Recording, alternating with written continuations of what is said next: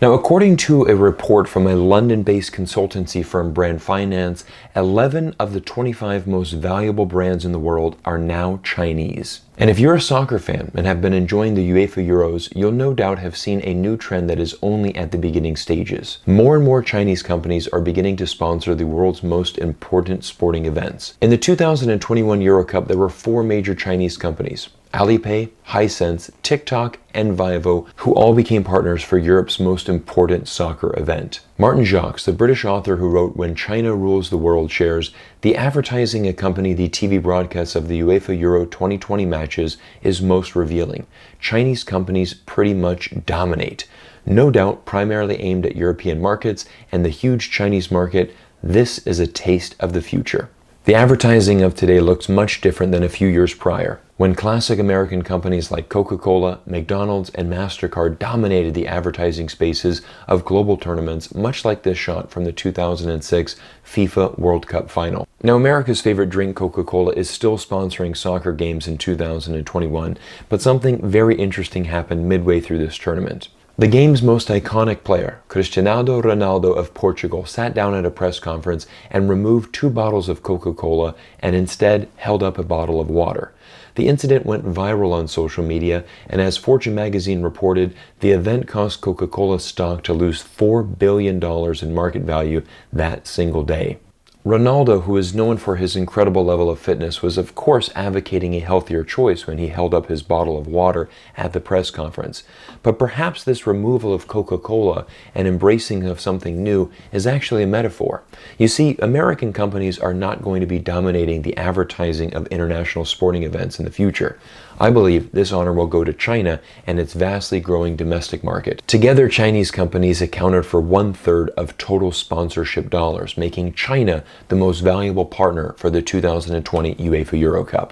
Alipay, the largest digital payment platform in China, signed an 8-year deal with UEFA from 2018 to 2026 for a total of $200 million, making Alipay the official global payment provider of the UEFA Eurocup. Now, to give everybody some perspective on how dominant Alipay is, the company maintains a 55% market share of domestic mobile payments inside the country of China. However, its reach is not limited to within China. Currently, there are over 60 countries around the world that accept Alipay, and in 2013, it was Alipay that overtook PayPal as the world's largest mobile payment platform. Chinese home appliance maker Hisense was also a major presence at this year's tournament. In 2018, Hisense became an official partner of the FIFA World Cup in Russia, and what was amazing for this company is that they were able to report a 275% year-on-year growth during the 2018 FIFA World Cup. Now, at this point in the video, I'd like to share with you some personal experience, as we've seen a very unique trend happening in China over the past 15 years. You see, when I first went to China in 2007, local Chinese consumers almost always preferred international brands. For example, if a company was from Japan or from Germany, Chinese consumers always thought that the quality and the performance of that product from that country would be much more superior than a domestic Chinese brand. As a result, Chinese consumers were always trying to buy international products for better quality. But something has fundamentally shifted inside the country of China. Manufacturing standards and quality has increased significantly inside of China over the past 15 years. For decades, we have always thought of China as being a producer of cheap goods, something simple like this pen. But now China is actually producing things like iPhones and other things that require precision, quality, and extreme detail. As a result, Chinese domestic companies have vastly improved their quality, and they are now being embraced by their domestic market as well. One of the best examples that we can look at is the domestic smartphone market inside of China. In 2008, everybody in China wanted an Apple iPhone. And don't get me wrong, Apple still maintains a very large market presence inside the country of China, but we've seen other domestic companies like Huawei and Xiaomi who are producing world-class smartphones at a fraction of the cost. And the results have been outstanding. For example, Huawei recently overtook Samsung as the world's largest producer of smartphones. Domestic smartphone companies are competing well and winning over the hearts of Chinese consumers who are embracing their country's surge in high-quality consumer goods. Another great example is the electronic vehicle market. While many of us around the world know that Tesla really is the most popular name inside this space, there are other domestic Chinese companies that are also making big moves.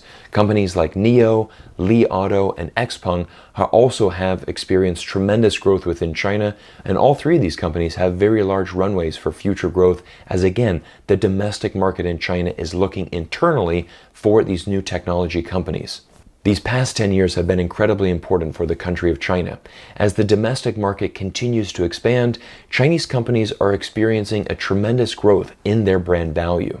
Again, remember that statistic that I opened today's video with. 11 of the 25 most valuable brands in the world are now Chinese. David Hai, chairman and chief executive of Brand Finance, who produced that report, said, Chinese brands in many fields are now blossoming in Western markets and are preferred by consumers on their product and service fundamentals. They now need to move from rational to emotional appeal, driven by marketing and branding. And this is why you see Chinese companies taking opportunities to sponsor some of the world's most important sporting events. The domestic market for Chinese products is on fire, but as these Chinese companies continue to increase their brand and their quality, it's now time for them to expand around the world and increase their market share. Now, the interesting thing to note that within the sports marketing industry, many people view China as the most important market for soccer in the world today. Again, soccer is the fastest growing sport inside the country of China, and it is incredibly popular. Even President Xi Jinping has been very vocal in his support of the sport and his desire to see China become a soccer nation, potentially one day hosting a FIFA World Cup. But for now, China is focusing on other important sporting events. We are just over 200 days away from Beijing making history by becoming the first city in the world to host both a summer and winter Olympics when it hosts the 2022 Winter Olympics inside of Beijing. I expect to see a plethora of Chinese brands on display at the future Olympic Games and other sporting events like FIFA, UEFA, and other opportunities, as again, this really represents China becoming a very large part of this global economy that we live in. If we take a closer look to the 12 partners that sponsored this year's 2020 Eurocup, you're going to see a good mix of companies from around the globe. But again, it was China that dominated the position, with 4 major partners coming together to provide the majority of the sponsorship dollars needed to prepare this year's European Championship. Sports marketing inside of domestic China is something that I personally was involved with for over 10 years. I know how these events work. I know that many companies and events around the world are actually relying on the Chinese market and Chinese companies and Chinese consumers. And again, this is a great thing. And this is why we need to be building better partnerships and better bridges with the country of China. As Martin Jacques said, this is really a glimpse into the future of our world. Now, everybody, I want to thank you for taking time out of your day to spend it with me here on YouTube. And if this is your first video of mine that you've watched, I invite you to hit that subscribe button and stay tuned for future updates as we make new weekly vlogs about China and its role in society. Again, take a look at the European Soccer Championships and realize that that tournament would not have been possible without the advertising and the partnerships that were provided by the country of China. China remains a very important part of our global economy, and that is exactly what it is, a global economy. Let's build bridges, let's build better connections. Most importantly, let's take some time to try to understand China better. It will have a very large role in our future of our society. Everyone, my name is Cyrus. Thank you again for your time, and we'll see you in the next video.